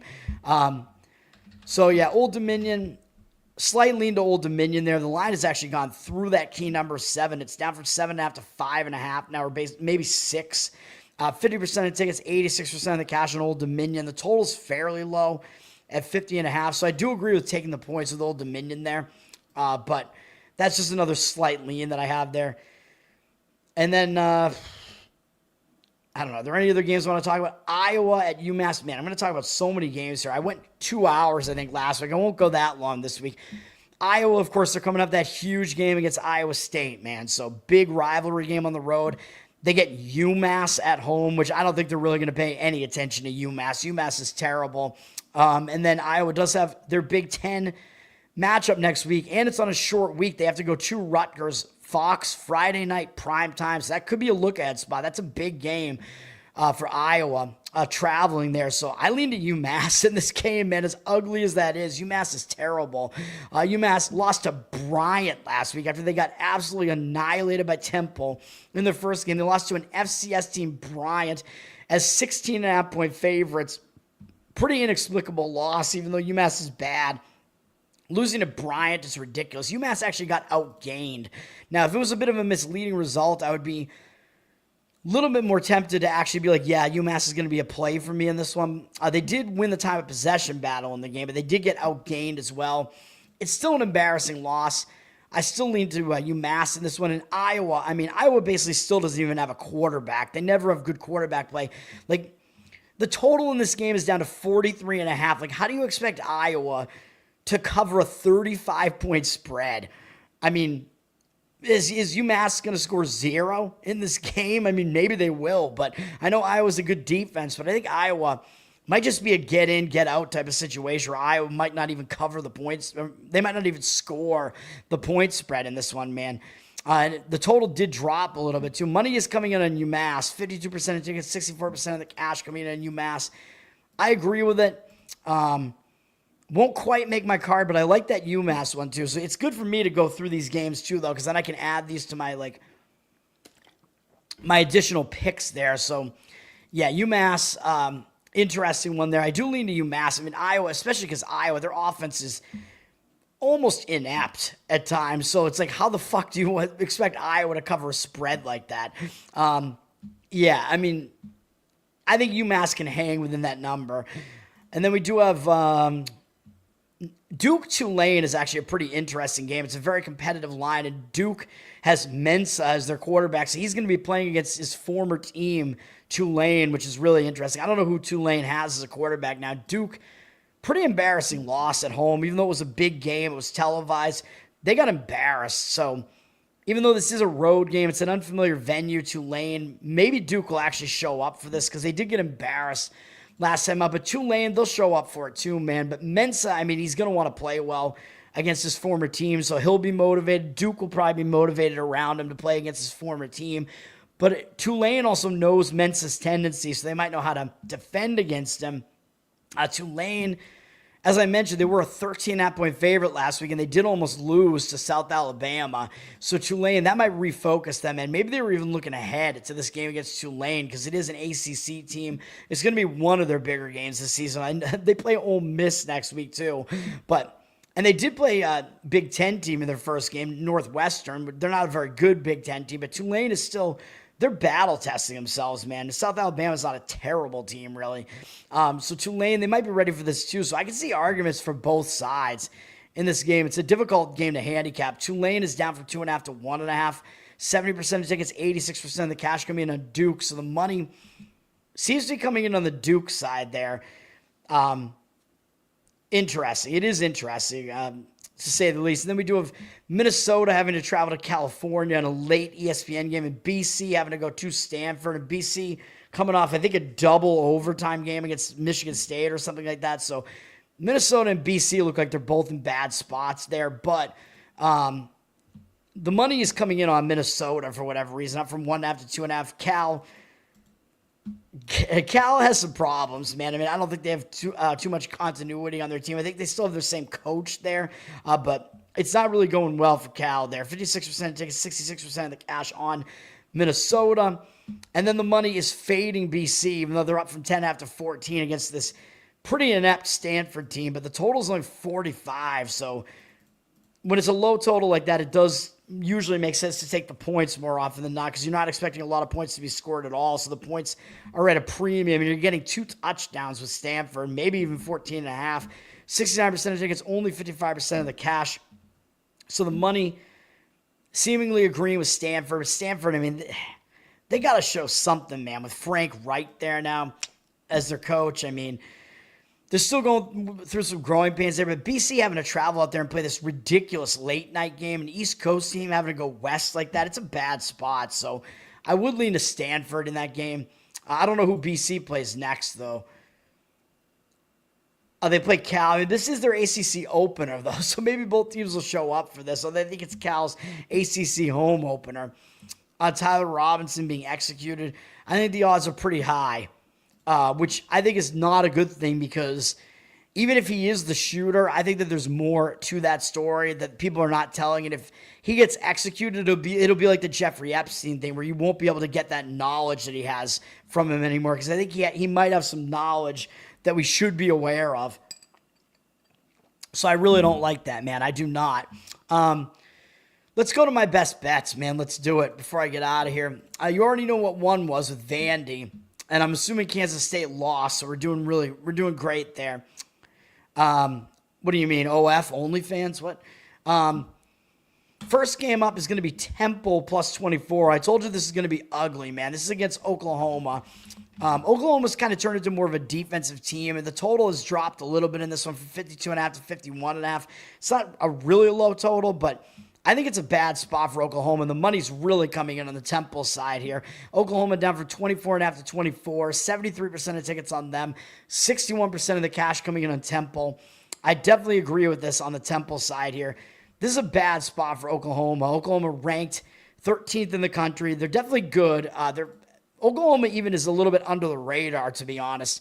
As Oklahoma had to adapt to the SEC, it's going to take a little while to do that because Oklahoma used to be like this finesse offensive team in the Big 12. Now they have to adapt to the SEC, and the only way to do that is to start playing more physical defense.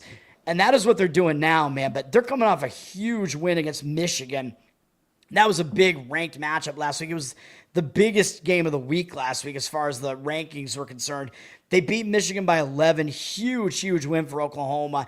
Now they got to go to an unfamiliar venue. They have to go up to Philadelphia to Temple to play an early start time, which I know the early start time is not as bad as an East Coast team having to play a really late game that's going to be like ending at like 1 a.m. Eastern their time.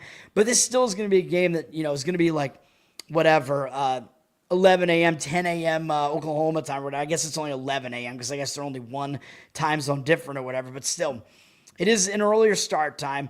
And I think it's a sandwich spot, though. So not only is it a place where they don't usually play in Temple, but up next, they got to play Auburn, man. So that's a huge game, too. That's their SEC opener. Auburn looks like they're on the way up again. They're ranked right now. So that is a huge game. I think this is a sandwich spot for Oklahoma, man. I don't think they're going to pay attention. Temple, this is a bigger game for Temple, man. This is their biggest game of the year, although they do play Georgia Tech next week as well. But they're playing an SEC team at home, man. And Temple, maybe a little bit under the radar, man. They've been pretty impressive, even though they played nobodies. They crushed UMass on the road, and Howard, I know, is an FCS team. But Temple, they're showing something here. They got this quarterback, Simon, here. Temple had not had back-to-back wins, apparently, since 2021, so maybe this Temple team is getting a little bit better, and we, of course, don't need them to win this game or even come close to winning it. We just need them to cover the spread here at home. This is going to be their FBS home opener as well because they have not played an FBS team at home yet, so it's a big game. ESPN2, the crowd is going to be there. This game definitely means more to Temple. It's a flat spot for Oklahoma for sure. It's a much bigger spot for Temple, much better spot for them. So Temple plus 24 in that game is going to be one of my plays. The Philly cheesesteak sandwich, yeah, you want to jump on that cheesesteak in the middle there, man. I watch a lot of food reviews as well, and I know that the Philly cheesesteaks, like biggest names, the ones that are kind of considered to be the most popular, like Geno's and whatever, with the Cheese Whiz shit, like those are not actually the best cheesesteaks by any means. There are some places that do it like way better than that. I think I'm trying to remember what the names of them were now because I wish I could remember the names of them. One of them is Angelo's, I think, and the other is John's Roast Beef, something like that. But like they're like, according to a bunch of food reviewers, they're like the best cheesesteaks in Philly. And based on, I haven't had them, but based on what I could tell just by looking at the food, I'm like, yeah, that makes sense because it does look really good. Next up. Oh, and I forgot to do the breakdown and the best bets graphic, man. Sorry. My Toad graphics here. It's getting really graphic there. Cheesesteaks with jalapenos. I like it too. I like cheesesteaks. I like jalapenos. Usually when I get a cheesesteak, though, I just I keep it as is, though. I do this basically just the standard, like the steak and the cheese, and I like it on like a sesame roll. It gives it a little bit more flavor and a little bit more context. I like fresh rolls. It can be really fucking good, man. And I don't really like the Cheese Whiz stuff either. I like real cheese. Like usually like American works out pretty well in a cheesesteak. I think that's the way to go. In Boston, we call it a steak and cheese, though, by the way. So steak and cheese. But in Boston, we actually kind of have an Italian rendition of it where the steak and cheese, usually it has like salami on it as well. Sometimes it's called a steak bomb. Sometimes it has like peppers and onions on it as well. I don't mind the peppers and onions either, but the bomb or the steak and cheese, you get salami added to it, man, up in Boston. It makes it a little bit more Italian. It is good. I'm not going to lie. It's pretty fucking good. So that's something you can do up here too. It's more popular up here, I think, in Boston. Justin, what's up, man? You're running a promo camp for Missouri State and SMU tomorrow. You think it's a Missouri State loss, but you think they're going to cover the spread? Yeah, man. Come up to Boston and try it up here. Try it up here, man. Man, I'll have to get back to you. I'm trying to remember. I'm drawing a blank, man. Stroke brain. There's like one place that's in the North End that has like a really good one that's almost more of like a market more so than an actual like restaurant, but they make sandwiches there and they have like a really, really good steak and cheese or steak bomb there. I don't know why I can't remember the name of it. It's like a market that's in the North End. Fuck, why can't I remember the name of it? They probably have the best one though. Man, I've tried. Man, I wish I could remember the name of it. Speaking of that, Justin, next up, my next best bet is Missouri State plus 28. Even though I know they're coming off an upset, and usually I don't like to play teams that are coming off of big upsets. They beat Marshall though, man. I mean, Marshall, they're just such a bad team, dude. I know it was a double-digit upset for Missouri State, but I just don't see how, like, you're going to put them in a letdown spot after that. Marshall is so bad. And this is a huge game for Missouri State, man. I mean, they have a big conference team, SMU, coming in. They're on CBS Sports, so they get national billing. And Missouri State's new to FBS, and this is their first home game of the season. So you know they got to get up for this game, man. I know they played USC in their first game as well. So that was a big conference team as well, and they got absolutely annihilated. But I think it's good that they got that win out of the way, too. So now they got their first win out of the way, so they got a taste of winning as an FBS team. This is going to be a huge game for them, man. I like Missouri State in this one. And this is a bad spot for SMU. SMU is in a Texas sandwich, so it's like a barbecue brisket sandwich here, man. Even though the sandwich is usually the meat part of it. But SMU just played this huge game against Baylor last week, man. Big time. Like, I mean, these teams, they don't like each other. They're pretty much in-state rivals. And this game went into double overtime. So not only was it a big game, it went into double overtime. And SMU had multiple leads late in the game. They were up 14 points with 8.5 minutes left in the game. And they still lost the game in double overtime. Absolutely brutal way to lose that game. Coming off playing the extra periods there. Really, really bad spot for SMU. And not only that, but they have to go on the road. Their first road game, they have to go to a place where they're not used to playing, Missouri State. I mean, these FBS teams are certainly not used to going there. And who do they have up next after that? Next Saturday, they got to play TCU, even though I'm pretty sure SMU, actually, I don't think SMU even played TCU last year because they're not in the same conference at this point. But that is another huge game, man. Another Texas, like, basically rivalry game there. Another in-state game against Texas. This is a sandwich, man. So Missouri State is what it's got to be in this one. I think they can keep it close enough to cover this number. The total is high, so that does worry me. SMU is a team that does score a lot, but they're pretty turnover prone as well. So I'm not really sure that I'm totally sold on SMU here, man. I know big total. I usually like taking underdogs when it's a low total, but we're getting the 4 touchdowns here. It's up to 28 from 26.5, and the public is on SMU. So I think the public has actually kind of driven this number up. 84% of tickets, only 71% of the cash. Everybody knows SMU, remembers them being in the playoffs last year. They still have the same quarterback, Jennings. Yeah, SMU's offense is pretty good, but this is a bad spot. SMU is not that good, and Missouri State, they're also not that bad, and people just don't know the name yet. But there you go, Justin. We don't need them to win, though. We only need them to come within 4 touchdowns. We'll be on Missouri State in that one. JC, what's up, man? 27.5. You got to try to get the 28 if you can, although I think I would do it either way. Once you get up to 28, I mean, it's kind of like the keyness of the number means a little bit less, but it is still a key number at that 4 touchdown mark there. So I would look for the 28. JC saying hi to everybody. That's true. Marshall is a really bad team, dude. I don't see how. I should have given that out as a play. I don't see how Marshall was a double-digit favorite there. They lost their entire team that they had last year.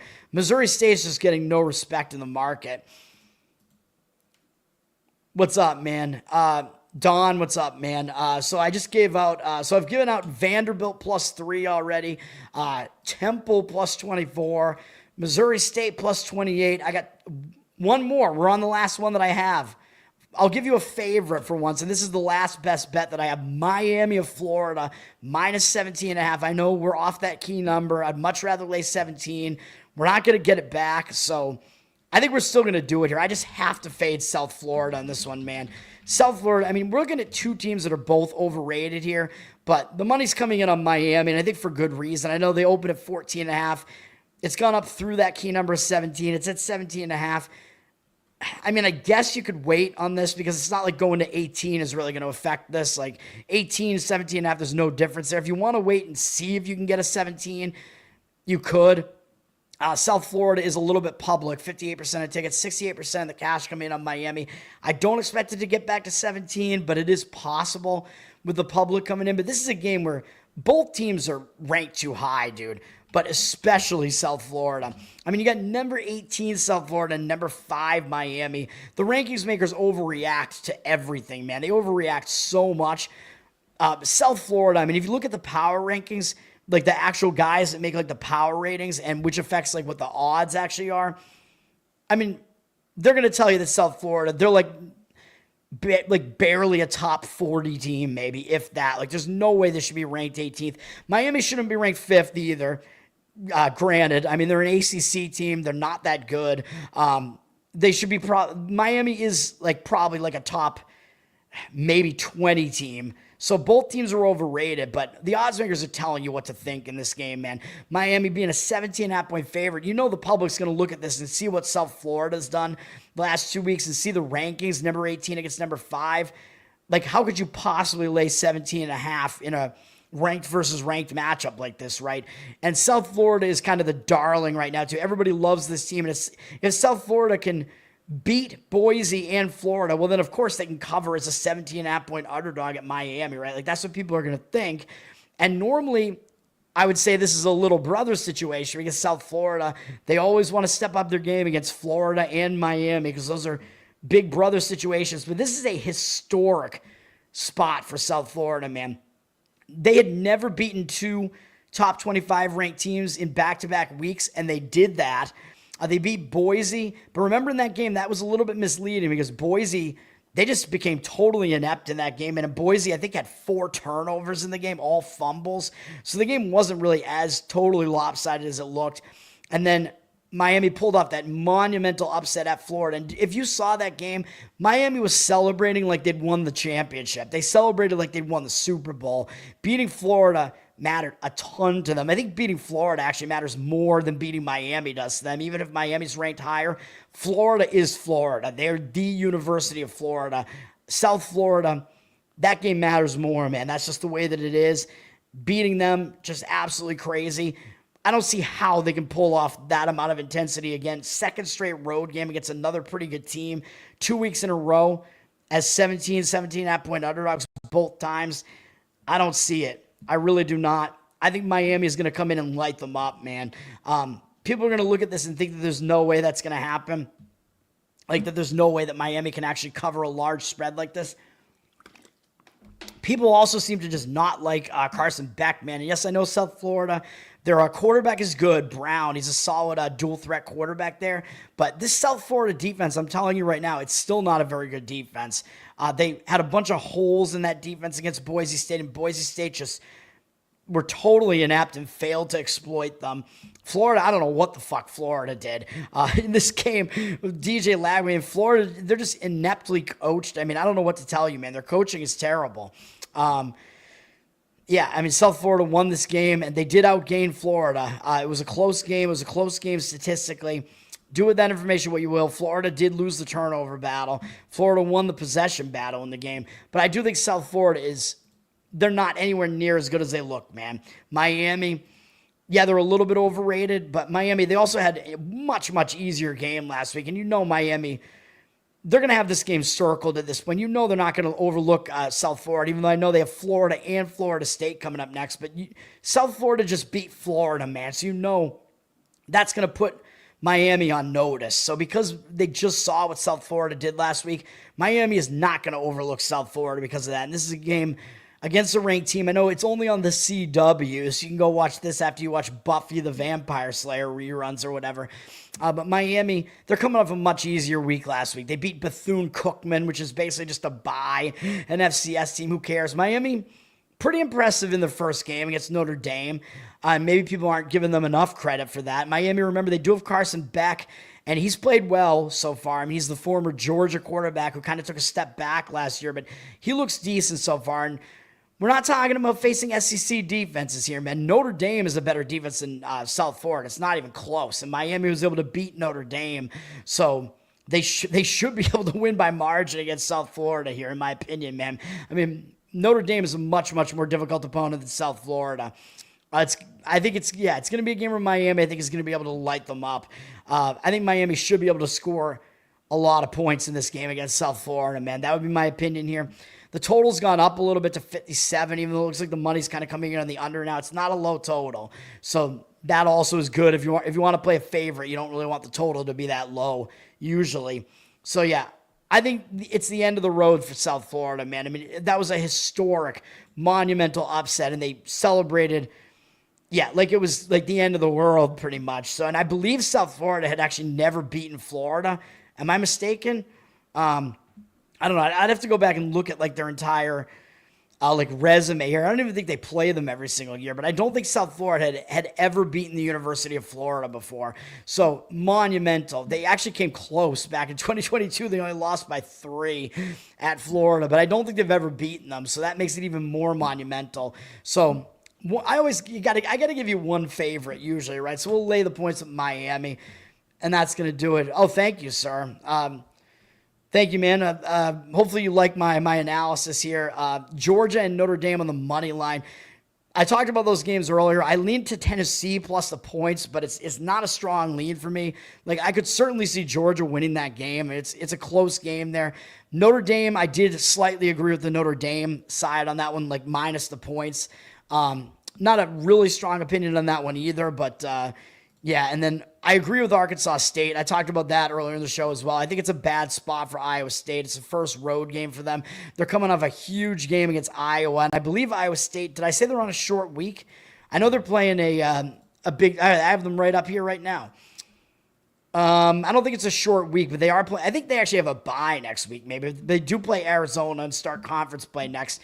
But I think it is a letdown spot at the very least, coming off the Iowa game. And Arkansas State should get up for the game, and it is at home. So yeah, I lean to Arkansas State there. South Florida's a power bottom. That's true. Anna, what's up? Sorry, I said your name. That means you're going to get the bots coming after you again. But that's going to do it, man. So once again, sorry, Anna, I'm leaving as soon as you come in here, but we've been going for an hour and a half, more than that. This is going to be the end.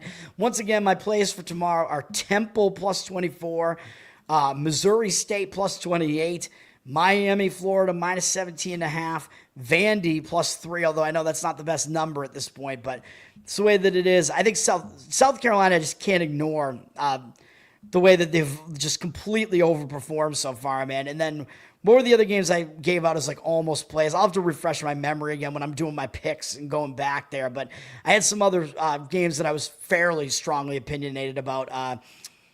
North Texas minus the points was one of them. What else did I talk about? UMass plus the points, I think, was one of them. And I forget what the other ones were, but those were the couple. And then I think I had one where I was like, I almost want to do it, but I don't remember what it was. What was it? I'll remember it later. But yeah, that's going to do it, man. And then Delaware, I know there are a lot of professionals on Delaware, but the line isn't as good as what it once was. And that one has gone through kind of multiple key numbers, so I'm staying off of that one too. And then I wish I could refresh my memory on what the other one was that I just talked about that I liked, but I can't remember it at all. So that is unfortunate for me, I guess. Yeah, I mean, I guess that's it. That'll do it for me. It was one of these games, wasn't it? Maybe it wasn't. I don't fucking know. Whatever it was, yeah, it slipped my mind. But then I apologize. That's gonna do it though. Thanks, guys, for hanging out. Thank you, sir. Charles, Anna, thank you. Thanks for all the positive vibes. Once again, Learn to Toad on Twitter, Learn to Toad on Instagram. Better Off Dead, like, subscribe to the channel, help out with my getting monetized on this thing, and then listen on audio because I am monetized there. And Basically, just by listening, you help me out there. You'll have to listen to ads, though, on Spotify and Apple. You can give me reviews there as well. Help me out there. Covered in Uke is my Uke YouTube channel, so I got to get more of those covers up that I put out the last few days. Got to get the Patreon going again. I know, patreon.com/learntotode. I got to get the rest of the audio up there for the I have a Uke feed up there, and I've prioritized requests for Uke up there as well. So go check that out as well. That's going to do it. And hopefully I can get subscriptions on Twitter because it keeps erroring out, and premium has not helped me out with that. So Justin, I thought that said honey. I was like, oh, it's getting a little gay in here. Homie, good night to you as well. Good night, honey. That's going to do it, guys. I'll be back with you tomorrow morning because we got to talk baseball tomorrow. Maybe run down the final market read on some of these football games. And then we're going to have WNBA coming up as well. If you want me to do a WNBA bracket special, I'll have to do it later on today or tonight at some point. So that'll be that. And then I have to do the NFL show late night as well. So that will happen. So there's going to be a lot potentially, but that's going to do it for now. I got to get some sleep. Peace out, everybody, for now.